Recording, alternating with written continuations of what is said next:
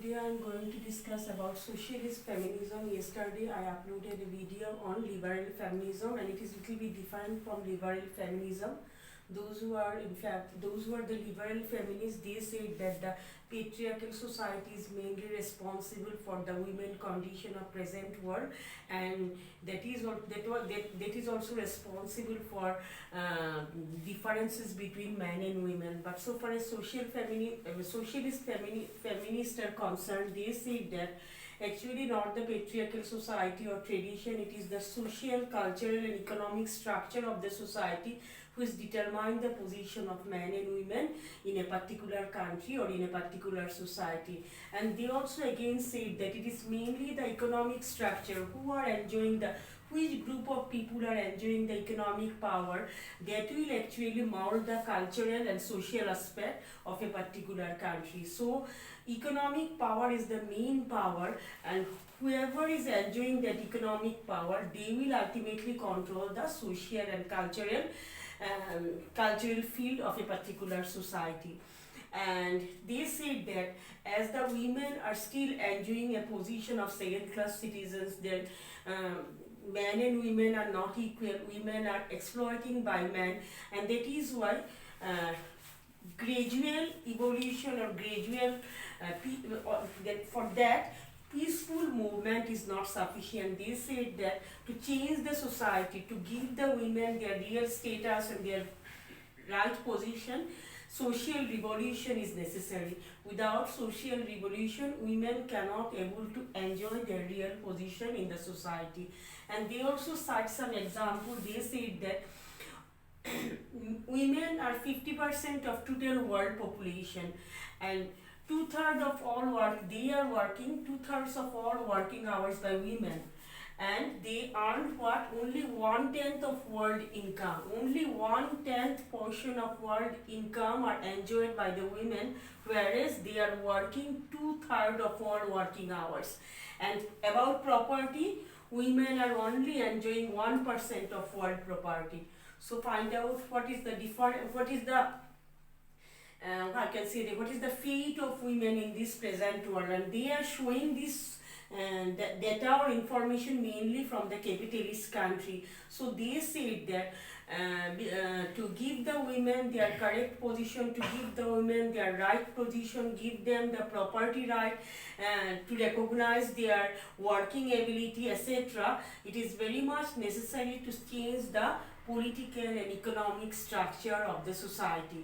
Without changing the economic and political structure of the society, it is not possible. That means indirectly they are saying that by changing the present capitalist system, if we move towards socialism and communism, then only it will be possible to establish equality between men and women. And they said that capitalist society is based on hypocrisy. They said that they are saying one thing and they are doing one thing. They are saying that all are equal before the eyes of law. We are following the principle of liberty, equality, etc.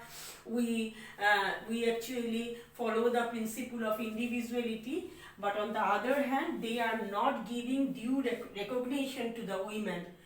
So secondly, they said that women education is very much necessary for women. Without getting proper education, it is not possible for the women to take part in decision making activities and to change their own fate, and that is why education is very much necessary for women. Then they are also saying for abolition of private property. They said that to give equal status to men and women, it is very much necessary to abolish the system of private property. And if in certain country it is not if it is not possible to abolish the private property, then what to do?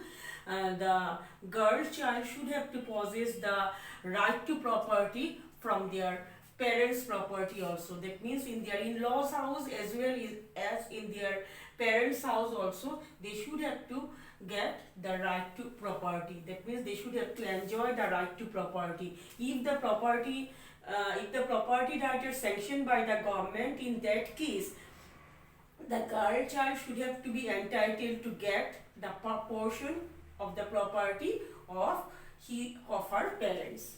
Then assertive voice and mobilization. They say that it is very much necessary for women to make them so strong enough that they should have their own voice, and and no decision can be taken by the government. Not government, no important decision can be taken by the society or government by ignoring the voice of women. So they should have to give the chance to participate in the decision making process of the government. Then they are also saying about communal living that was preached by Plato at one time. They said that private property is not needed, and instead of private property, what Plato told, that there should be common dining, common living, that type of system should be introduced, and that will ultimately give equal opportunity to men and women. So these type of suggestions are given by the socialist feminist thinkers to give proper role to women in the society, to remove the obstacles which are in the way of women's rights and privileges, and to give them the opportunity to stand in their own feet so that they can participate in the decision making process of the government, and no one can dare to ignore the voice of women. So this is in nutshell about socialist feminism. This one is short, and that's why I am going to discuss little bit about role of Indian Prime Minister. Sometimes question is there about the position of Indian Prime Minister, and students started, they started writing about powers and functions and all these things. So whenever the question is like that, write about the rule of Indian Prime Minister. You start from rule, and after that you can go to his powers and functions.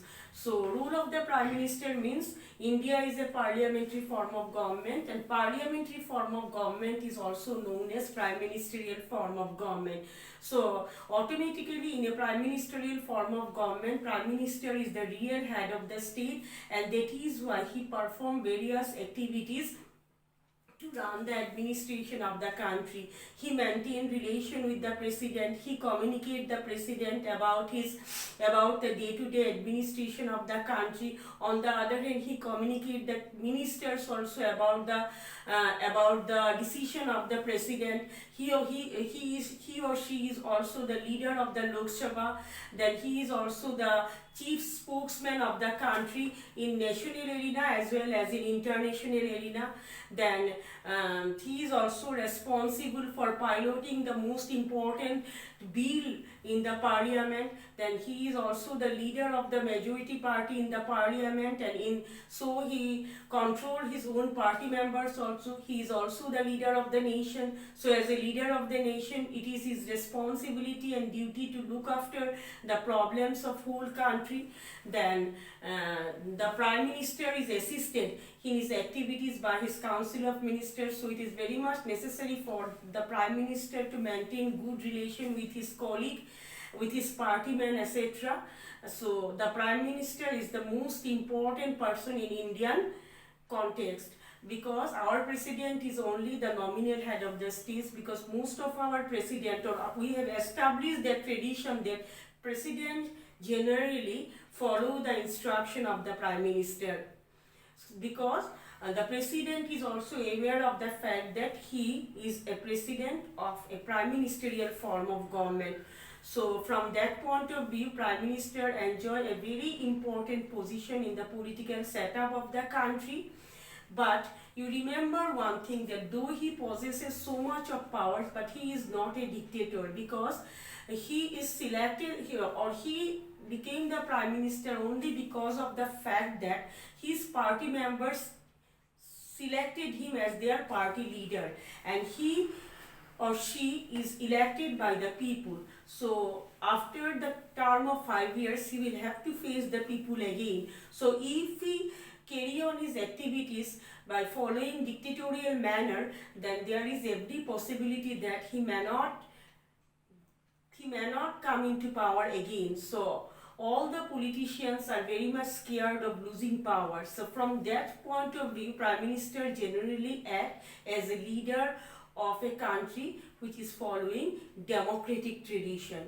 And after that you may write that, okay, Prime Minister is like that, his position is like that, he is the very important, you may give one or two, what I can say, that quotation also, he is sun among the, he is the moon among the laser stars and like that. But you remember, and after that you start that if we discuss the powers and functions of the Prime Minister, it will become very much clear that how much important she is. So first you start from the rule and then you move to powers and functions. But if the question is like that, to write about the rule of Indian Prime Minister, and if you start the answer with powers and functions, that looks little bit odd. So you follow that way to write the answer in the examination. So thank you today. This is a very short video, and tomorrow I will discuss about the legislative procedure of Indian Parliament. Thank you.